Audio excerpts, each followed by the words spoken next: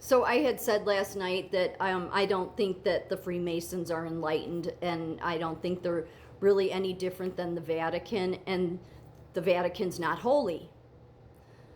And one of the biggest reasons is because of their worshiping of the Roman Empire. Both of them. Both of them, having a hand in why everything in the world looks like the Roman Empire. Like no considering God at all. No checking in with God to see, are you okay with this given the history? That would seem crazy to them. Well, and to them, they just worship themselves. They think they're that enlightened, okay? But not creative enough to come up with anything original. But I mean, I hate the Roman Empire. I hear people all the time think, look up to the Roman Empire. They were a brutal regime, even under the Republic they were. And the Republic didn't even last that long. But given their history of nailing the Creator to a cross, I just think it's in poor taste. But I wouldn't expect the unenlightened Freemasons to consider God at all. Just like I wouldn't expect the Vatican to. Because they show in their symbolism, not because of their compass and not because of the Vatican's keys, but the biggest symbolism that they spit in God's face, in my opinion, is they continued of everybody having to look at the Roman Empire, live under the Roman Empire. That's what you worship. So you're a secret society, and then your secret society ends up creating all these other secret societies that are all just boys' clubs that worship at the feet of the bathhouses of the Roman Empire. What's changed? What's different? Nothing. Nothing. The same with the Vatican. The Roman Catholic Church has embraced and patronized classical Roman and Greek architecture, adapting its elements like columns, domes, arches, and orders into church design from early basilicas through the Renaissance and beyond. Freemasons incorporate and revered classical Roman and Greek architecture in their symbolism and teachings, particularly through the 5 orders of architecture. And you could see the 5 orders there, which are central to the Masonic lectures and rituals. Yeah, so there's nothing creative about either. There's nothing original about either. Neither is holy, neither is enlightened. While they think they're holy, while they think they're enlightened. So I see them as the same, because what they truly admire is the Roman Empire. And so what runs through my mind is, well, what would God think of this, given the history there? I mean, the greatest man to ever live and lay down his life for the entire world. And what did the Freemasons do? What did the Roman, Catholic Church do?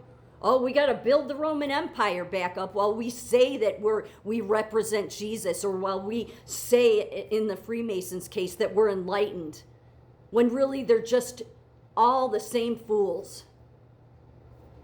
No, it's all about their fanciness. I mean, this is Freemason. This is what is different about this from the Roman Catholic Vatican there?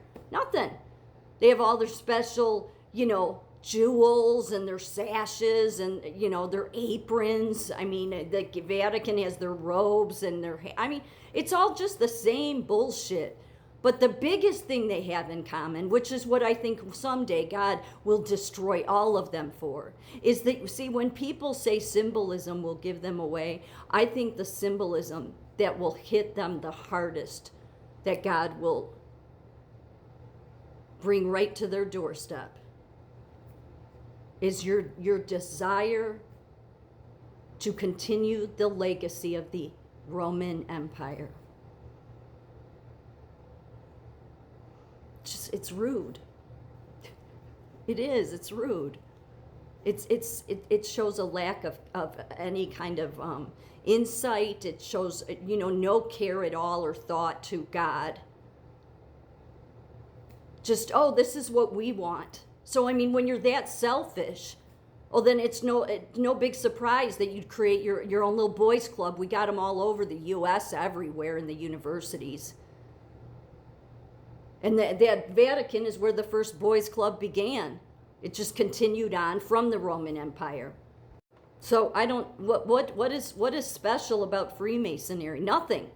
What is special about the Vatican? Nothing.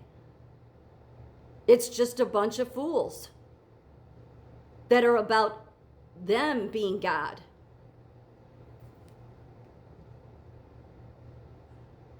I mean, how can you possibly think that you're enlightened when you couldn't even come up with something different or original? Well, I'll tell you why they didn't want to come up with anything different or original. It's because who they worship is the Roman Empire. Tons of men have great respect for the Roman Empire, even though its history is full of blood and torture and brutality and oppression and slavery. But this world, what has it done? Because of the enlightened Freemasons and the Holy Vatican, all around the world, every government in the world, their structure looks like the Roman Empire.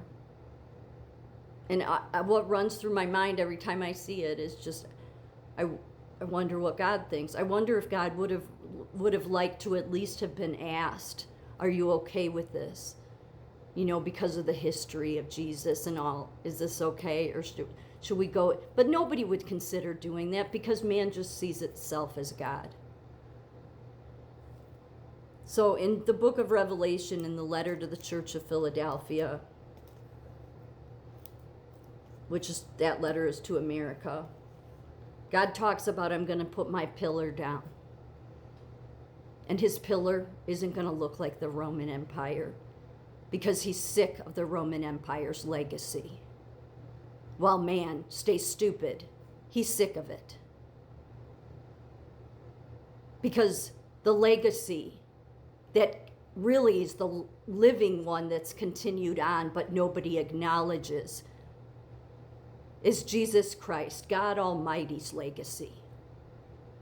But man, in their unenlightened self and in their unholy selves, well, they weren't too interested in God because they were too busy reliving their Roman Empire days and making the rest of us live under it.